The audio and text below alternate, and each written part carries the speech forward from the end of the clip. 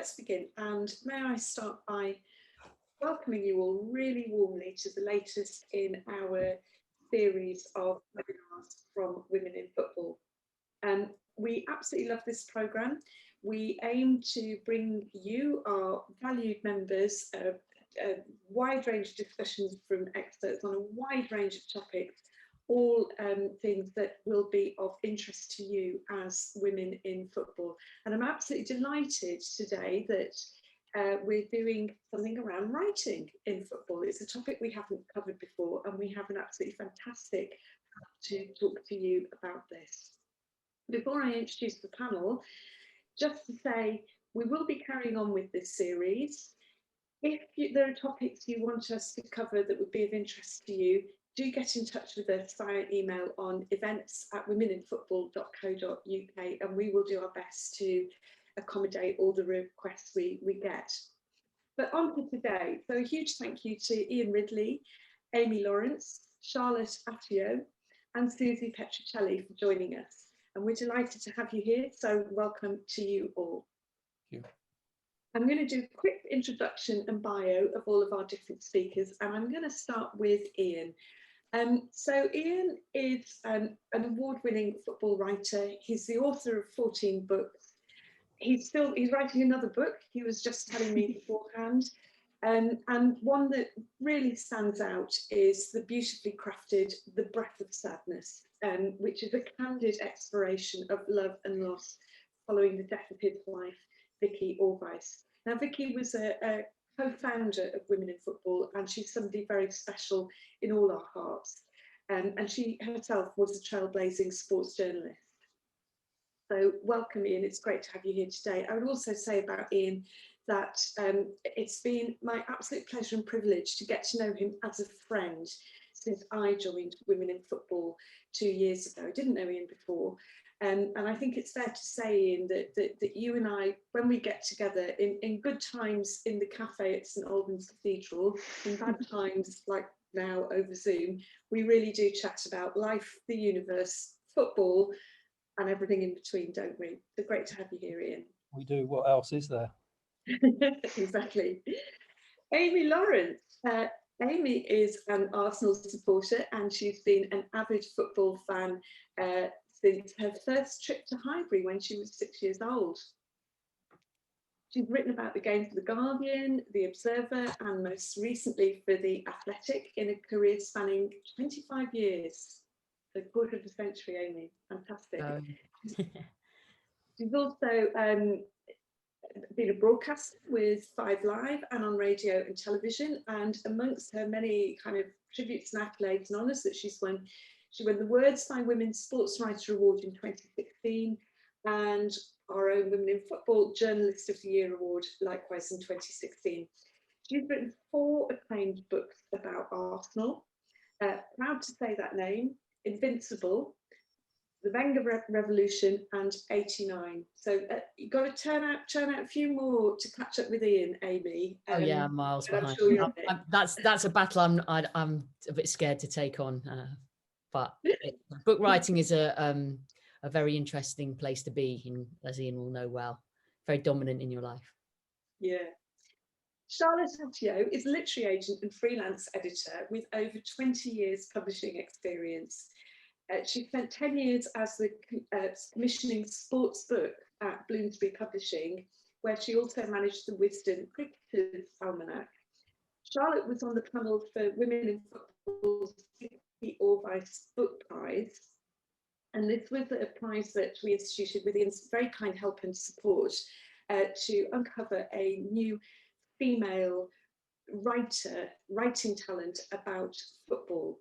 And Charlotte helped with the judging of that, and that competition was actually won by our 4th guest, Susie Petruccelli. Before I get on to Susie, just to say welcome, Charlotte. It's great to have you here. Great to be here, thanks. Okay, Susie, and the author of another wonderful book, Raise the Warrior, which is a memoir and a biography of how playing football in the US from when she was a young girl transformed her life, and as a record of what playing football can do to you in terms of your personal development, the things you learn, the challenges that you have along the way. It's brilliant. I read it, and I was a player, but I was rubbish. Unlike you, Susie, you were good. I was rubbish, and that's not false modesty. I was genuinely rubbish. But I too learned so much from the game, and so much of what is in that wonderful book, Raised a Warrior, absolutely resonated with me. So you're a Southern California girl, but you're now living in New York, I think. And Susie's currently working for betterfootball.com, which aims to bring European women's football to US audiences on TV and streaming. And I think you've also worked on a documentary, Warriors of the Beautiful Game, which will be showcased later this year. Is that right? Yep, it's in editing now, so we're in good shape. It should be out later this year. Fantastic. Well, all the best with that. So with that, I'll hand over to Ian, who will lead the discussion. And I'm going to sit back with the rest of you and relax and enjoy. Over to you, Ian. Thank you, Jane. Well, welcome everybody. I'm just seeing how many participants. We've got 78 participants, which is amazing.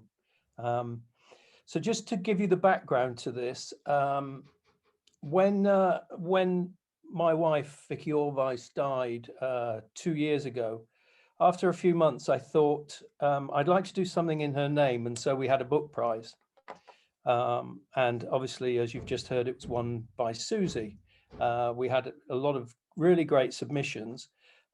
Some of the submissions were more chapters for books rather than actual books themselves to be sustained. So it suddenly dawned on me after we'd published the book that, you know, let's do something to follow up. And it gave me an idea for an anthology of women's football writing. And some of these submissions might find a home in that.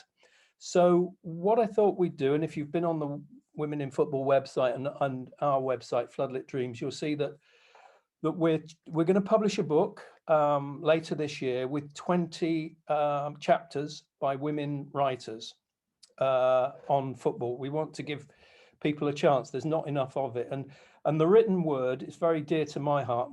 And Vicky always felt that women were making headway in the broadcast media and the visual media, but less so in the written media. So we want to try and encourage that.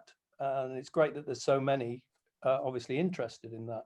So we're commissioning 10 pieces from senior experienced writers. And I just concluded a conversation yesterday with Julie Welch, the doyenne of them all, the first one. And Julie's going to do us a chapter for the book. So really pleased to have her on board. But we have 10 slots for new writers. And I wanted to make sure that people who want to submit for this were aware of what we're looking for and how to structure it and how to put it all together so that it stands the best possible chance of being included in the book. And we can talk more about wider football writing as well. So firstly, I'm going to ask Amy. Amy and I worked together on The Observer years and years ago. And Amy should have been a chief football writer long ago. But for whatever reason, and many of you women will have your own ideas why Amy hasn't become one, but she's certainly one of the very best football writers in this country. And Amy went from writing sort of longish pieces of 1,200 words or whatever to very long form writing now for The Athletic, which specializes in that. So Amy, tell us a bit about how you got into football writing and how you developed into a long form writer, because the chapters we're looking for are going to be between 3,000 and 5,000 words. So what tips would you give to people who want to submit? Thanks, Ian. And I kind of knew that question was coming, and it got me thinking before we started about how to answer that, because a lot of people think writing is writing.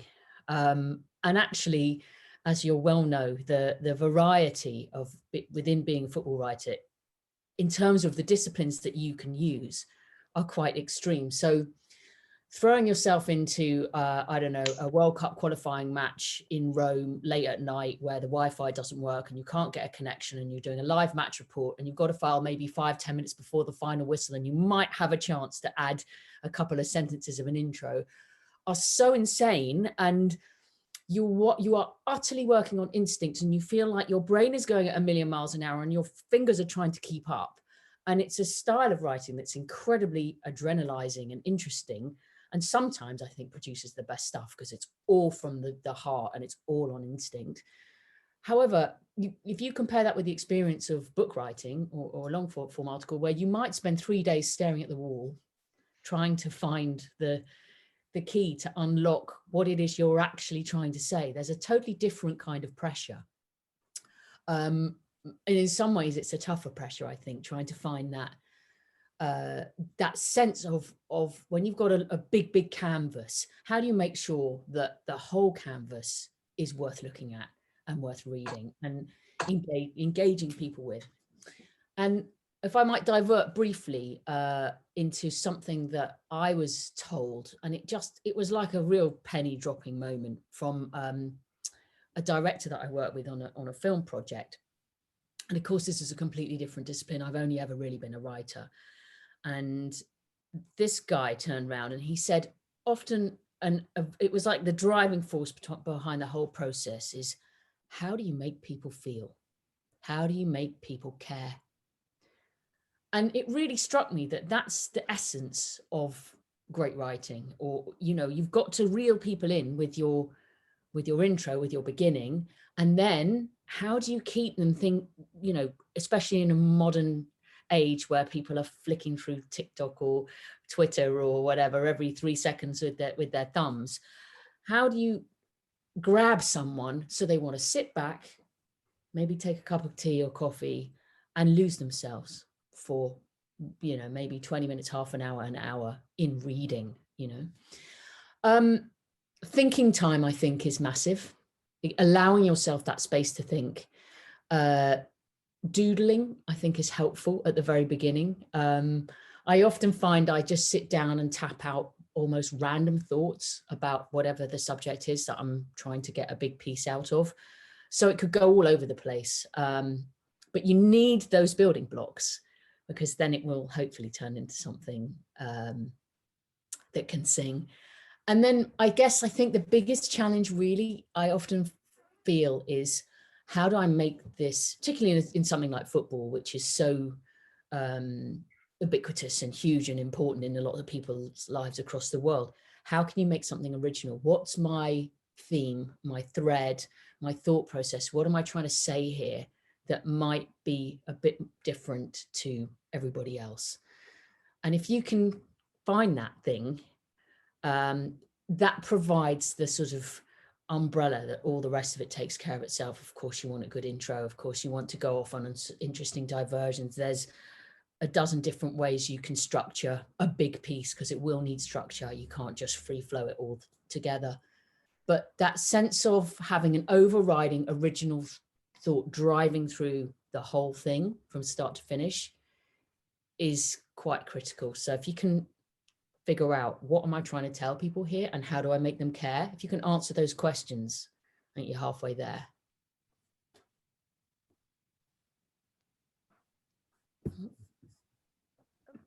Sorry. Thank you, Amy. We can all go home now. That was brilliant. No, I mean, there's so much in there to unpack, but we'll do that as we go on. Susie, tell me, we have, by the way, we've got Amy in London, we've got Susie in New York, and we've got Charlotte in France. So this is truly international. It's amazing. Susie, tell us about your writing process, why you decided you wanted to write, because Raise the Warrior was your first book. And tell us about your writing process, how you turned a thought into executing and submitting to Floodlit Dreams and Women in Football. Yeah, I would love to. Thank you. First, thank you, and hi, everybody. I actually relate so well, so closely to everything Amy just said. For me, in the very beginning, I started writing this book because after my soccer playing career was over, I really felt like, and it's funny, I feel like sometimes I worry to say this because I don't want to exaggerate it, but it really was like I was grieving the loss of soccer in my life.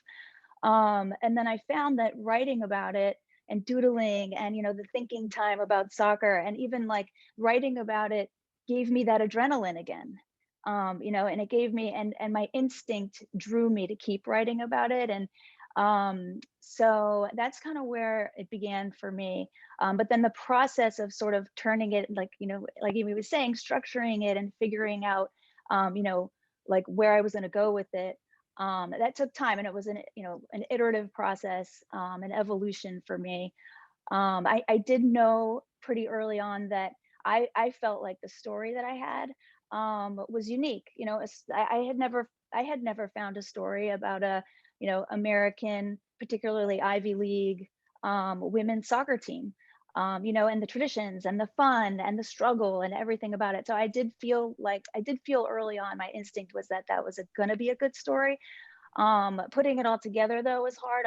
I needed a lot of help, and it was a lot of self-reflection. It was like the story really grew up as I was growing up.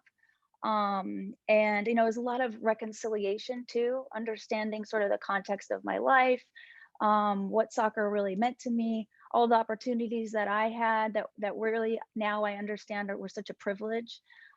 And it all led me to this point where I realized how important it is for women, to work together and help other women. And then recognize that we had these male allies along the way, of course, like Ian, right? And then for women in football, they started the #WhatIf campaign, just perfect timing for me. I mean, the book was taking shape. I didn't really quite have like a big picture for how it was going to all work out, but I had a few good chapters, I thought, and then I had this idea.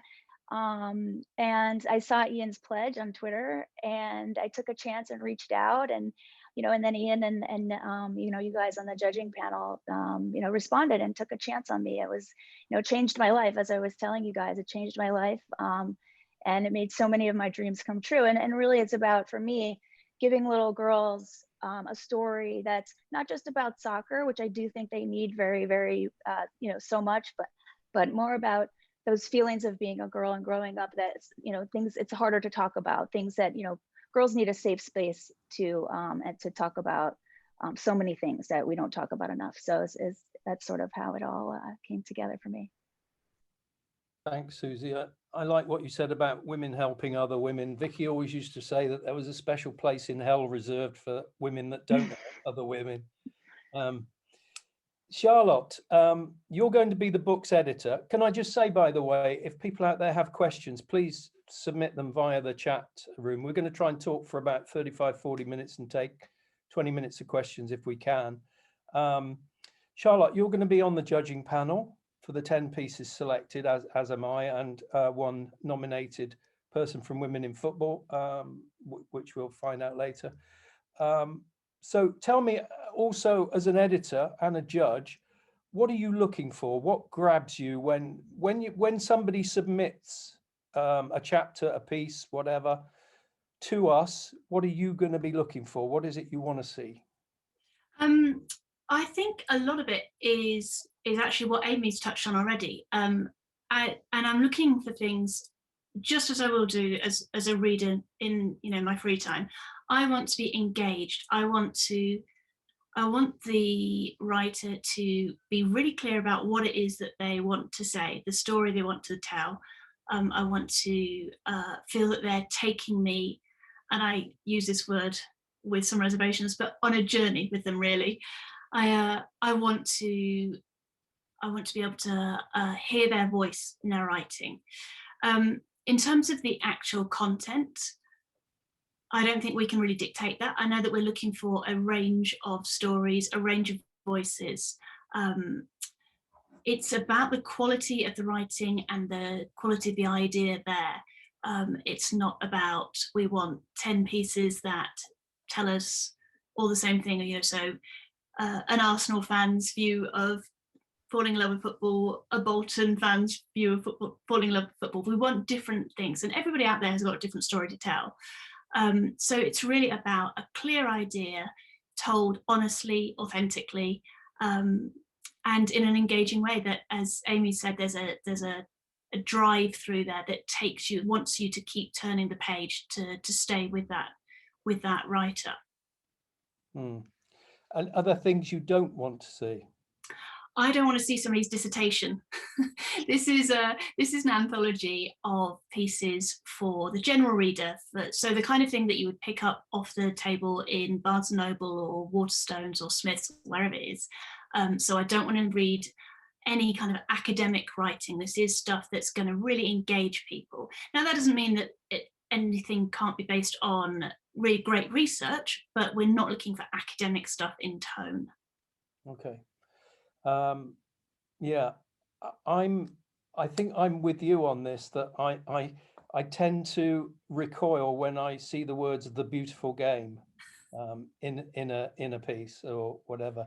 I mean, of course it's the beautiful game, and of course, you know, Pele described it as such, and it is a nice shorthand way of you know, showing some endearment towards the game, but it has become rather overused. So that's one thing I think I could advise people not to use that phrase. They'd have a better chance, I think. Absolutely. Is that fair enough? Yeah, absolutely. And it's again going back to something that Amy said. You know, we're looking for something original from people.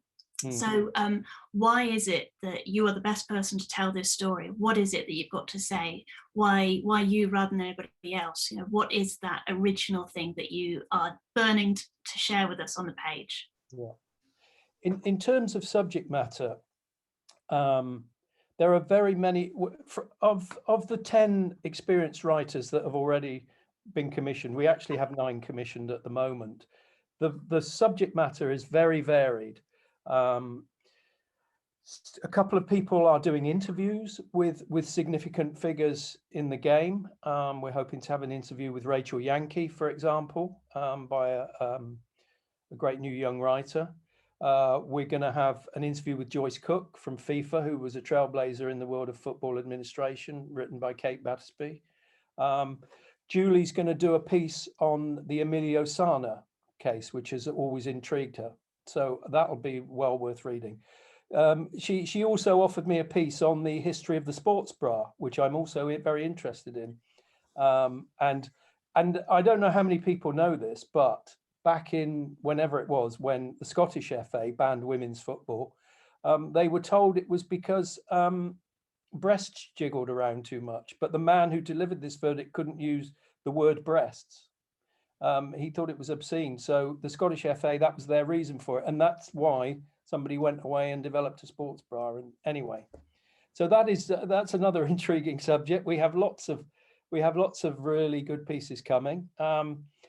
So it can be an issue in the game, something, you know, about, I mean, for example, during lockdown, you know, Premier League football came back, but with the women's game was very much second best and was really struggling to get off the ground again. Somebody submitted a piece on that to my Floodlit Dreams website, but we couldn't use it.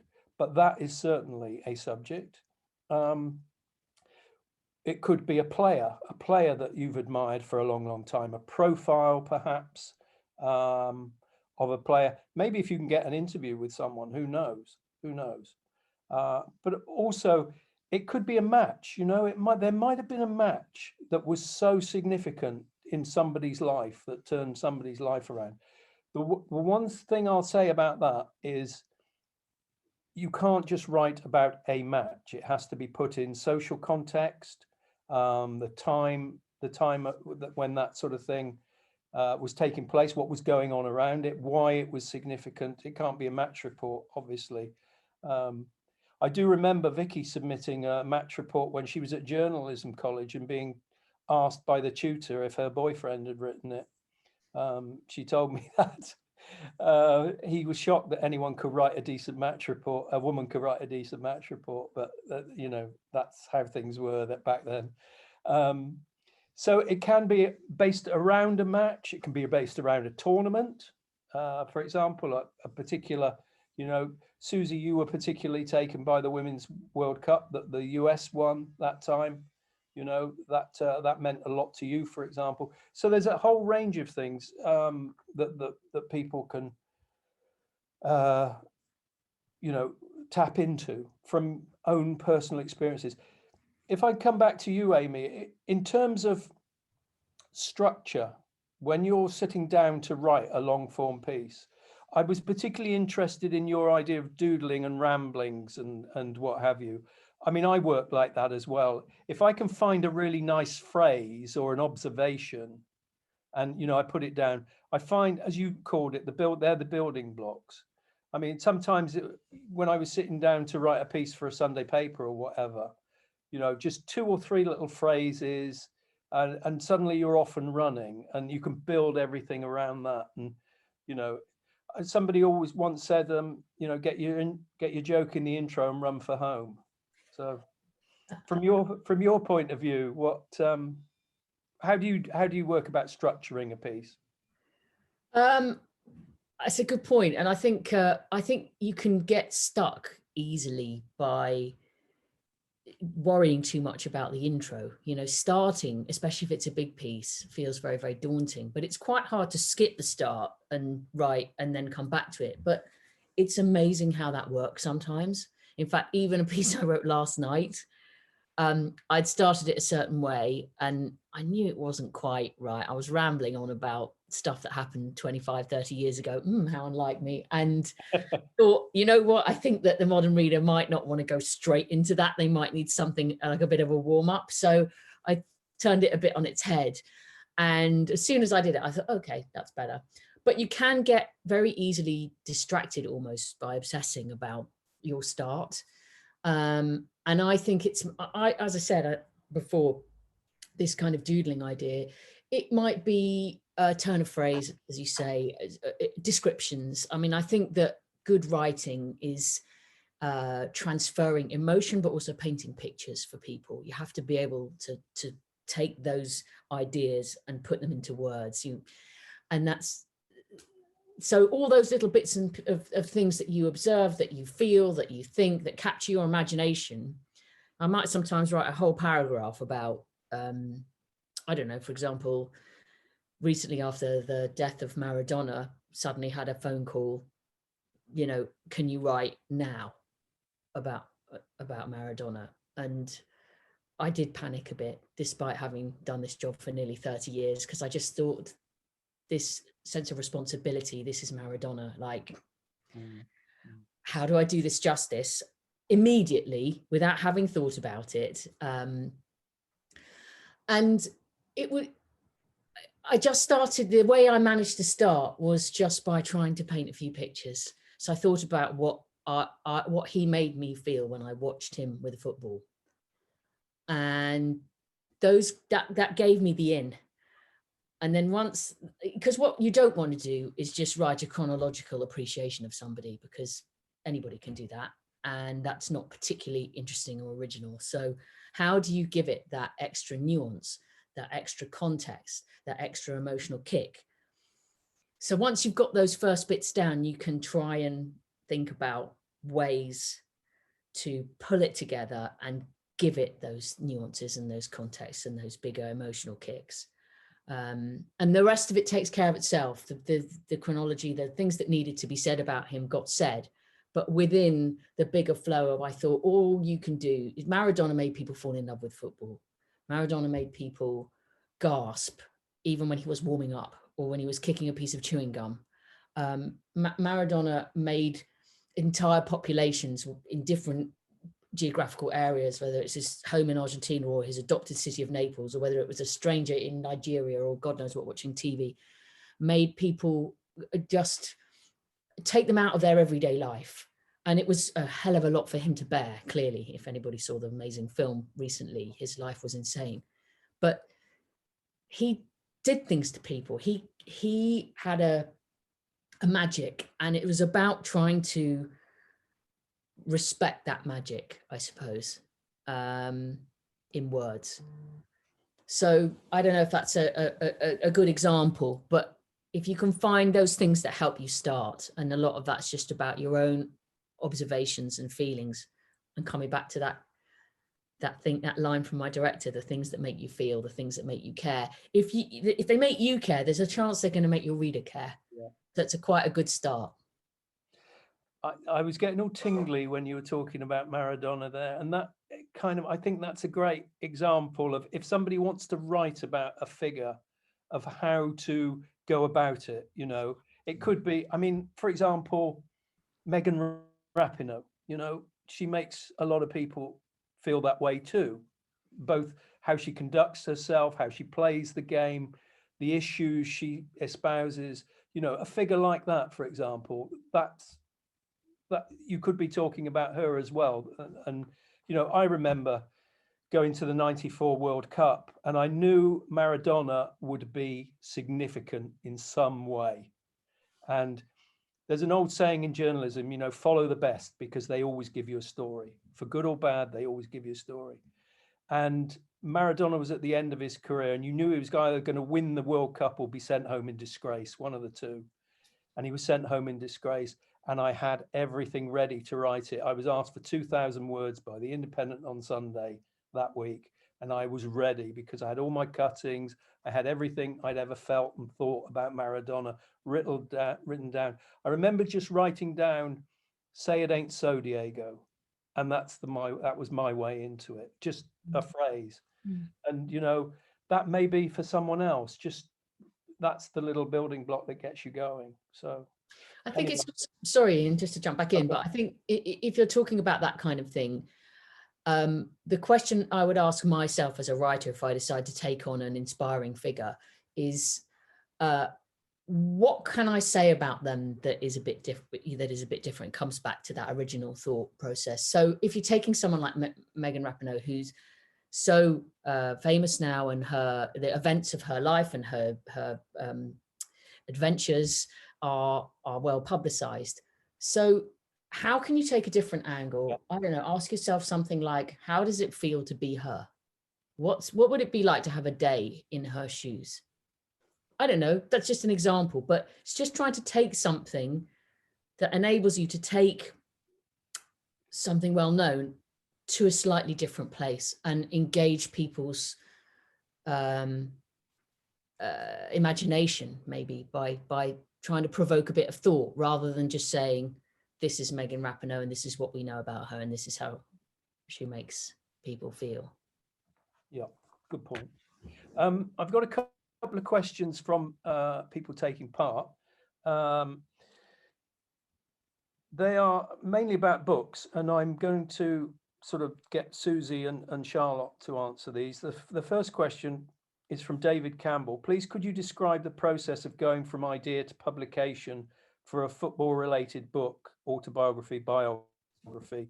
Also, could you give a broad structure of such a publication? Susie, just tell us about your how you went from, you know, that idea, the process of it, and you know, before it was all finalized. Yeah.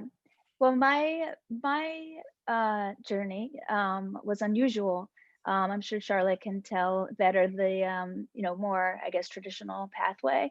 My pathway was very unusual. I was writing on my own. It began as a hobby, as something that I couldn't stop doing. It became, you know, something that I was doing for myself. I did start to learn about the process in the United States, you know, that you have to query agents and you have to wait for responses and you have to go through that, you know, sort of more strict pathway. So I did try to do that. I tried to follow everyone's advice.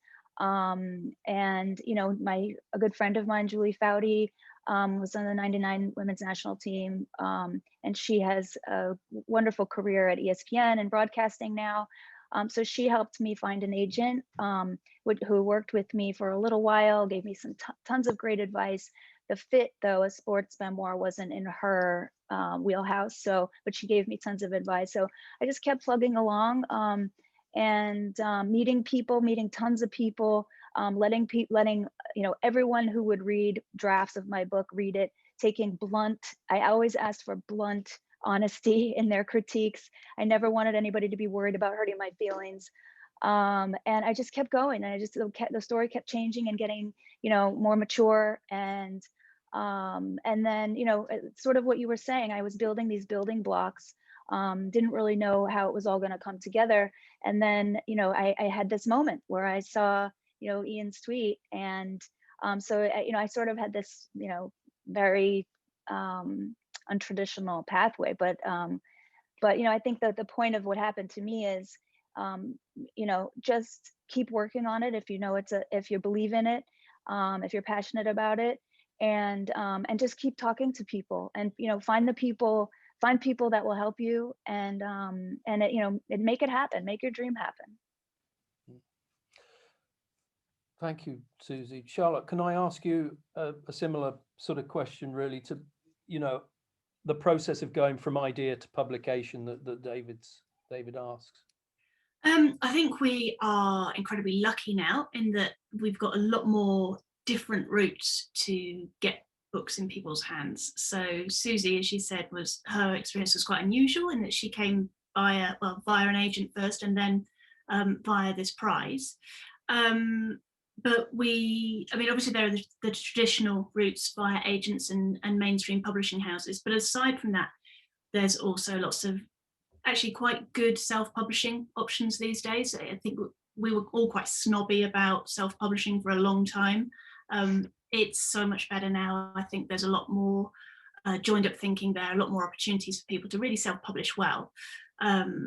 And there are sort of Kickstarter and crowdfunding options as well. In the UK, there's Unbound publishers who are essentially a kind of crowd-funded project by project publisher. And then there are independent publishers. So Ian, your Floodlit Dreams obviously is a really good example of that, where you don't necessarily have the big clout that say Penguin Random House have behind you, but you are able to be more agile, more adaptive to different publishing needs and different authors' needs, and you can spot something that maybe might be overlooked by one of the bigger publishers, and help different writers find their way, or get the books into readers' hands a different way. In terms of actually the process in the more traditional sense, so via an agent or via one of the mainstream publishers, and obviously I'm just talking about book publishing here, rather than magazine publishing or shorter form pieces.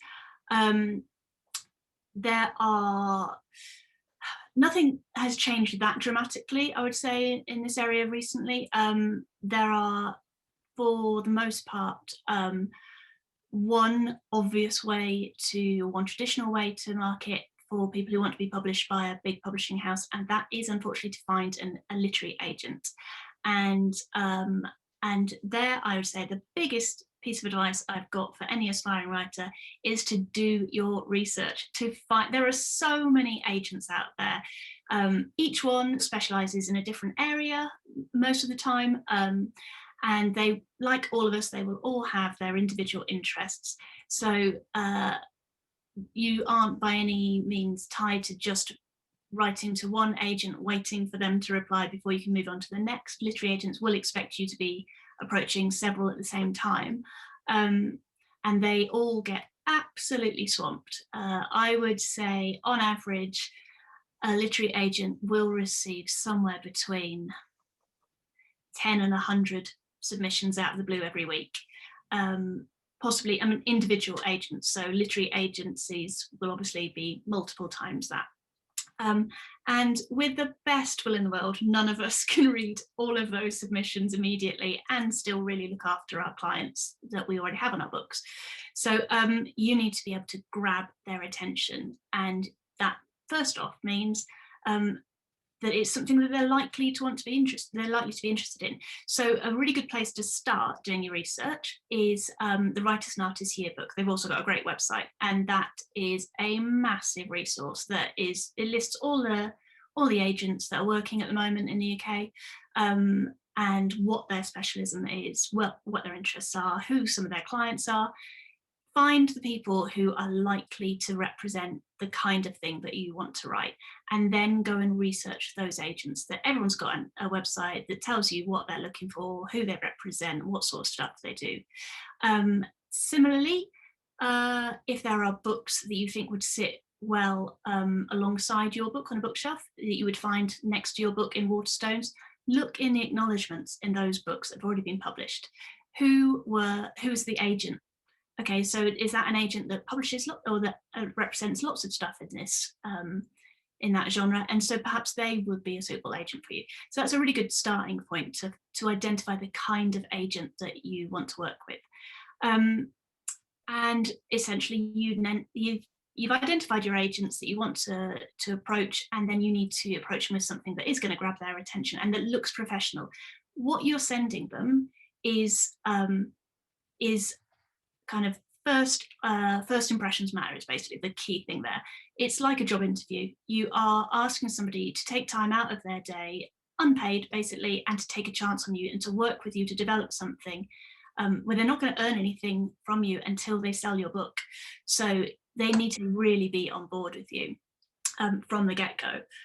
So you need to write a compelling proposal, I'd say. And generally a book proposal would be a synopsis, a chapter breakdown, couple of sample chapters, and a bit of author biography, so the agent knows who you are, why you're the right person to write this book, and maybe something about the market. You understand what the competition is, where your book would fit into the existing market. Anything interesting or useful that really is going to say, yeah, this is somebody that understands what it is they want to write and how they want to do it. This is somebody that I can work with. And so that's kind of in a nutshell.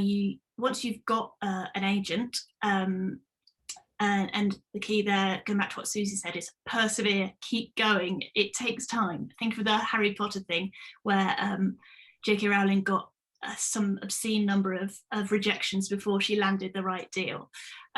Just keep going, because if it's something that you care about, like Susie said, keep going, you will find it eventually. So when you do find somebody who wants to work with you and represent you, you've got a clear idea of what it is you want to write, they understand it as well, and they will then work with you to find you a home, a publishing house. Does that kind of sum it up? Very, very thorough. I could keep talking for hours. No, and pretty much everything in my experience. I mean, I've been through all that with sports books, and I was lucky I had an agent for a long, long time, and he would go out and sometimes get me a book, and other times he would sell a book idea that I had. I'm fascinated because I'm currently going through this because I've written a crime novel, and it's gone out to 6 agents, and I'm fully expecting rejections and whatever, and I'm just sort of keeping going with it. But you see, having been a non-fiction writer, now going to a fiction writer, it's a whole new ball game. So I'm almost starting again as a novice. And we've got a question here from Maria Obradovich, which basically says, what advice would you give to someone looking to publish their first book? Let's go to you, Susie. It was your first book. What advice would you pass on? I think what Charlotte was saying is right. You kind of see what books are out there like yours. There weren't very many, women's sports books like mine. So I was looking at men's sports books, which is how I found Ian, because I was looking for examples about the best. I was really trying to emulate the best sports writing that I could find. And again, someone did tell me, look at the acknowledgements, try to find author agents that are interested in similar topics. I started thinking about maybe women's history, people who are publishing women's books for women. So you just keep trying and keep trying new avenues, and and then wait for your chance, and then when you see your chance, don't be afraid to jump on it. Mm-hmm. What I would say about football books is make sure that it is a book and that it isn't just a magazine feature article. of a few thousand words. I mean, that's why this anthology is different, and why I hope that some of the ideas that we didn't think as a judging panel would have made a book for the book prize, but they were good chapters. So if you are looking to write a book, make sure that you do have 20 chapters, 80,000 words, whatever, maybe shorter chapters, longer chapters. We all write at different lengths, but and that's where I say planning comes into it. And Charlotte's absolutely right. Learn how to write a good synopsis. Go online, just Google how to write a synopsis. It will tell you. That's your sort of document that an agent's going to look at, or a publisher's going to look at. And the first 2 chapters obviously are very important as well. And the covering letter, sell yourself in the covering letter. Amy. Yeah, I was just going to say something you mentioned there. I think that the chapter breakdown is a really useful tool for working out yourself if you've got a brilliant contribution to a anthology or magazine piece, or if you have a book, because if you've got a story and if you've never written a book before, the idea of getting us to the 80,000 word mark is mind-blowingly daunting. When I think back to my first book writing experience, which was slightly different because I was ghostwriting an autobiography, and I was very young, and I was asked if I would do this piece for a player who was new to the Premier League from abroad. Because I had a bit of French, he was French. They said, oh, I'd written a good magazine piece on him. Please, would you be interested to write his autobiography? And it kind of all just happened and fell in my lap. And I was like, oh, okay then. And it was only when I realized he didn't have the remotest interest in telling his story that I realized how treacherous this experience was going to be. And I thought to myself, I can't put words in his mouth. I don't know his backstory. He's grown up in France. I need to ask him. He needs to tell me stuff. And it was real blood out of a stone thing. And I do remember constantly being on the word count and thinking, oh God, how on earth am I going to hit 80,000 words? But the chapter breakdown does help you, because if you figure out that in general, a chapter might be somewhere, depending on your type of book, between maybe 5 to a stretch 10,000 words, maybe 8,000. If you feel that you've got a really good chapter, and maybe writing a sample chapter can be really helpful as well. And then you have your structure. And again, think a bit outside the box, try and be creative. You don't have to be chronological in something. You can go in different directions. You can be thematic. See if you can come up with a structure that almost every chapter you feel is going to be interesting in and of itself. And then you'll know if you can get to 10 chapters that you feel comfortable, each one can hold its own in your story that you're overarchingly trying to tell, then you can write a book. Yeah. It might take time, but you can do it. Absolutely. So much stuff there. Somebody Susie mentioned about not being many women's sports books on the shelves, and it is absolutely criminal. I mean, you go into your local Waterstones and whatever, and you're lucky to find 2 or 3. You find a book by Anna Cassell or Sarah Shepherd or whatever. Amy's books you'll find, but you're struggling. You are struggling when you look at, I'm going to be honest here, a lot of male tosh. And I'm not saying this because of the audience, but there is such a lot of male tosh out there that gets published for whatever reason. And, I've had this discussion with Jane Purdon a lot. Women don't think that they can put themselves forward for things. Whatever.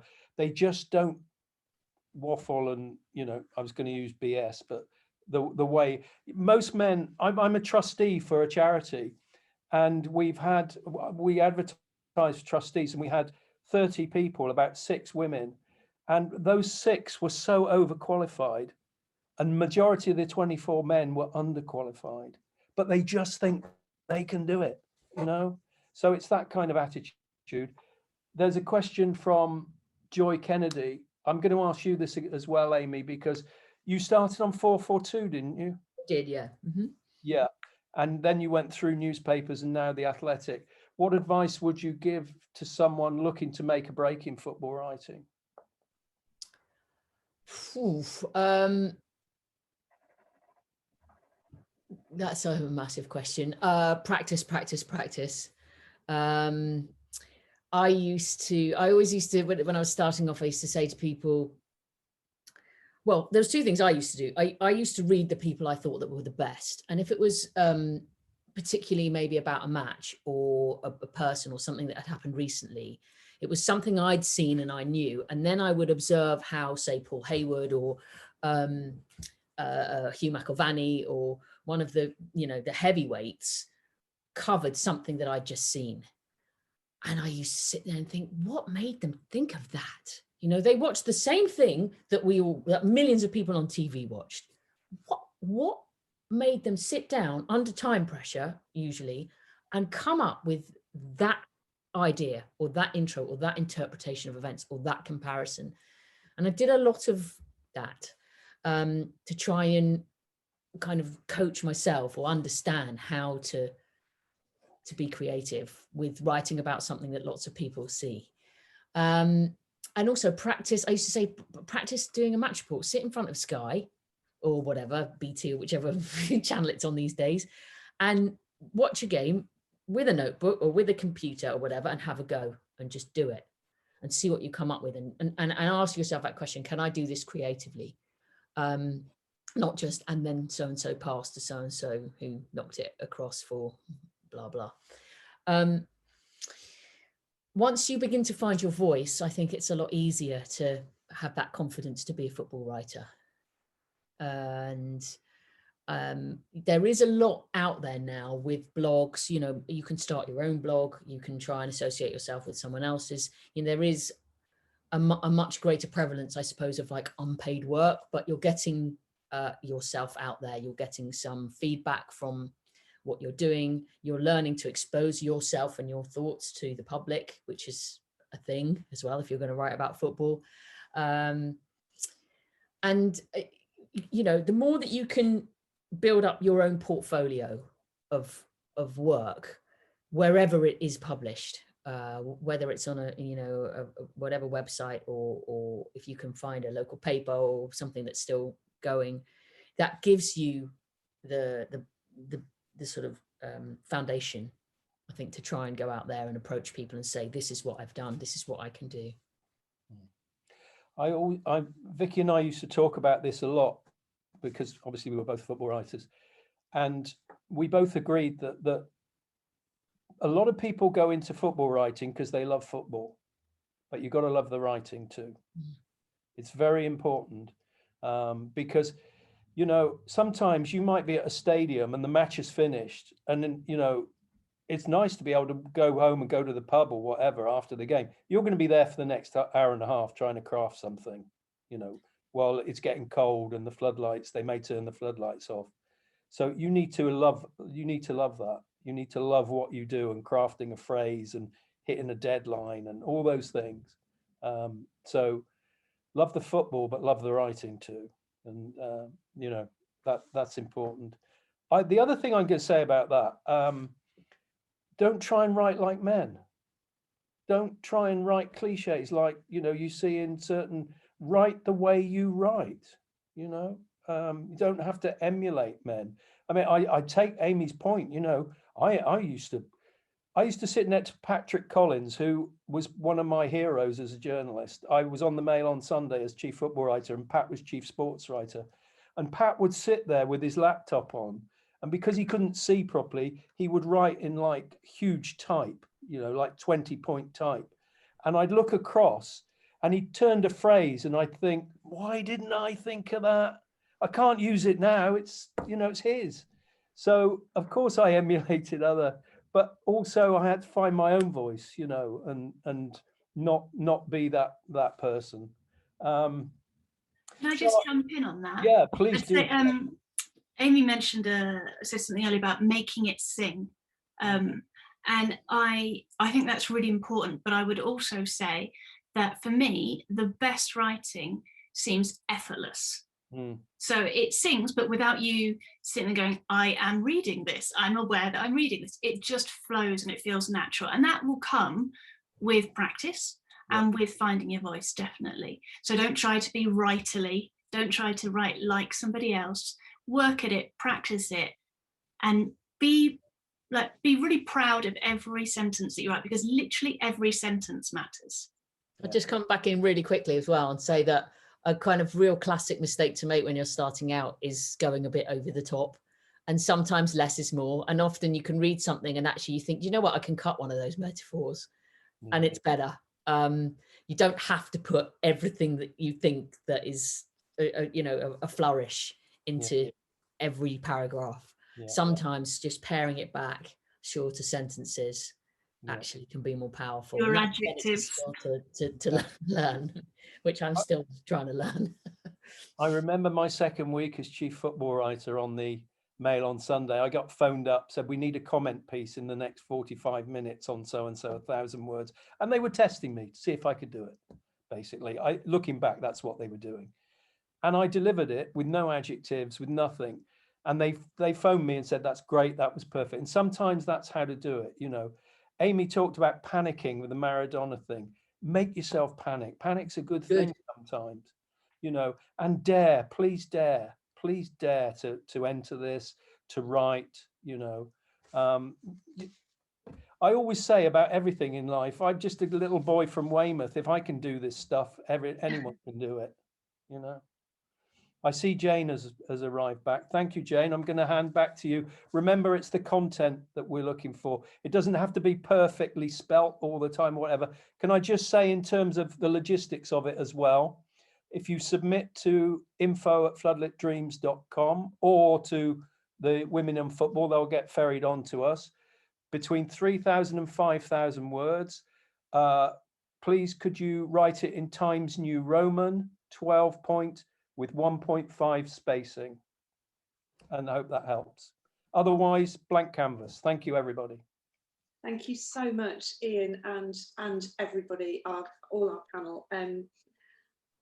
This is exactly what we're trying to do. We're trying to open up opportunities in all aspects of the game and say to women, to all the people on this webinar today, this is for you. Have a go. What have you got to lose? We want to hear from you. Ian wants to hear from you, and we want to discover those new talents, new voices, just as Ian and Women in Football did with Susie via the What If campaign, which we've talked about. So I hope you've got lots of useful information there on how to set about it. I scribbled down loads of notes, and it's really difficult to pick out a highlight, but sorry, very quickly, Jane, we've just got a question in. I should have mentioned it before you close up. From Rosianne Siqueira, when is the deadline to submit a piece? You've got basically 6 weeks. Last March, is it 30 days or 31 in March? Anyway, the last day of March. Thank you. Thanks, Ian. Sorry, Jane. I'm just, I'm always tasked by the wonderful Louise. Jane, pick a highlight, pick one comment to wrap it all up, and it's actually so hard to do that from my couple of pages of notes. But if I could pick a general theme, if you're thinking about writing, I really liked what came across from I think everybody, like, make people care. How do you make people feel? How do you get the reader engaged? And you will, all of you, all 70 odd people who are on this webinar, you'll all have your own amazing stories about the game, which if you sit down and spend a little bit of effort thinking about it and following what Amy said, do some doodling, do some freestyling, you will be able to tell that in a very compelling way. If it's compelling for you, it will be compelling for other people as well. So give it a go. I thought it was so packed full of information, this session. We will be putting it up later online for anybody who wants to watch it again, which I know I will be. And to everybody, good luck. We're looking forward to getting your submissions. As Ian said, 5 and 31st of March, either to Floodlit Dreams or to Women in Football. To our panel, thank you so much. As I say, really rich, full of advice, full of good tips. I certainly will be following some of them. And I'm going to say, the book's coming out. Is it autumn, Ian? Is the target? Yeah, we haven't quite got a publication date, but it's likely to be October. Okay. Well, maybe I could leave with this thought that come October we can all get together again and celebrate. Maybe with some in person. Yeah. How about that? That'd be great. Wouldn't that be great? You over, Okay, Susie. I hope so. I'll be there. that would be wonderful. Let's make that a date. Fingers crossed that we will be meeting in person for a wonderful book launch, packed with a mix of both experience and new women writers. So thanks a million, everybody. I hope that's inspired you for your weekend. Get your pen and paper out and write, just write. We'll say farewell now. So yeah, thanks again. Have a great weekend.